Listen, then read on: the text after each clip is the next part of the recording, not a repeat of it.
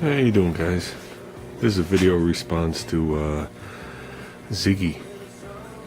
He was asking a couple of questions about the tires and the brakes.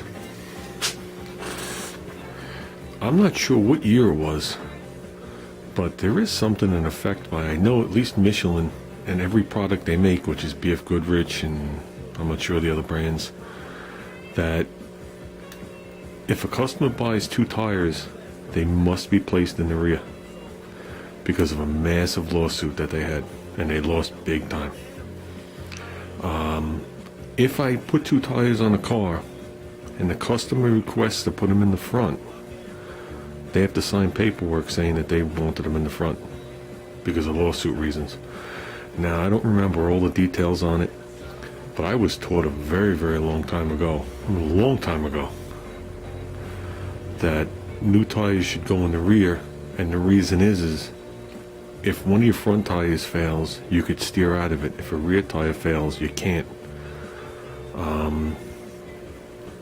So, is the lady right? I don't know if it's a matter of being right or wrong, but if there's any kind of documentation backing this up, she's going to win the lawsuit, and that's probably why the numbers are so high. So, I mean, just think about it.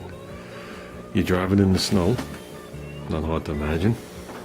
You make a turn, you hit the brakes, you go straight. Take your foot off the brakes, it steers again. Your ass end of your car goes around.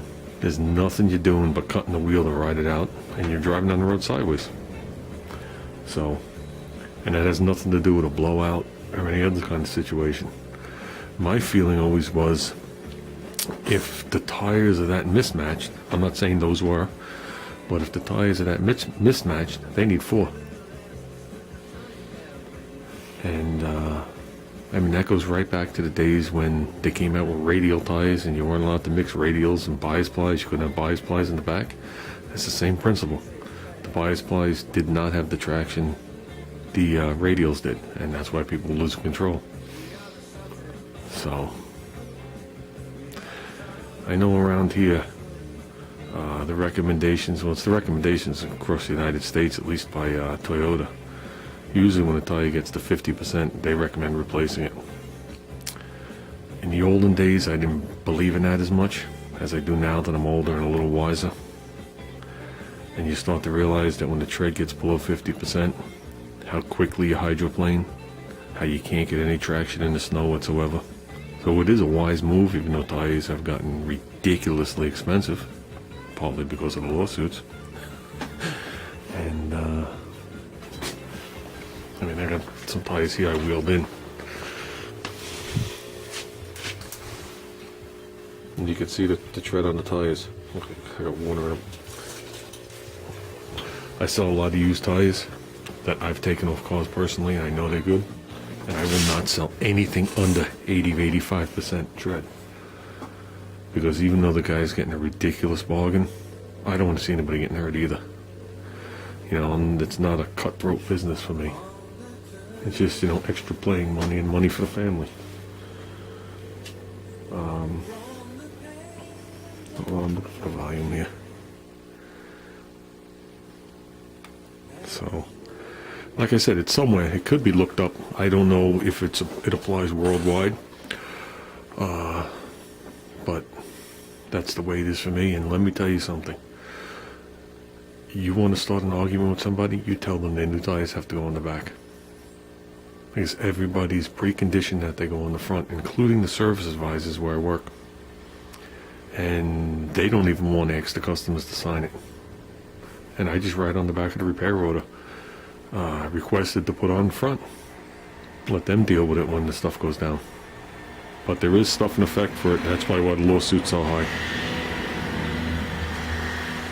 Well, hey, look, the plow came.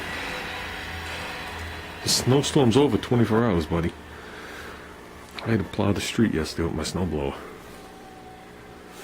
So, and as for the thing with the brakes, saying they were rock hard and they hit somebody, as you guys know, I've been doing this since I'm a child, due to my older brother, my oldest brother, who's 10 years older than me. So I started in his shop when I was 11. And he only had the shop briefly because he moved on to bigger and better paying ventures. But that's besides the point. I've been in the dealership business now for 29 years. And I couldn't even count how many people buy a car and come in. They'll wait a week. They come in, or they wait a month, and they come in, they say, my brakes don't feel right, they went to the floor. And then you drive the car, you don't see anything wrong with it, and then they say to you, calmly, okay, can you just note that down on the repair order in case I have a problem? It's like the number one scam. So when they rear end somebody, they have somebody to come back on. And believe it or not, they require me to print a health check, which I'm giggling saying it, where you go into the computer and you check all the systems, and then you print it out saying everything's okay. And for some reason, that's good enough for everybody. I don't see how, but it is. But I'll tell you something. It's like the number one scam out there is, my brakes failed. They went to the floor. They're hard as a rock. And they just want it written down on paper so they could sue the living shit out of anybody they can. Another reason you can't afford car insurance. Remember that one, guys. So, and that, now you got me annoyed. Because when I step back and think about all the things I can't afford anymore, it's us that caused it.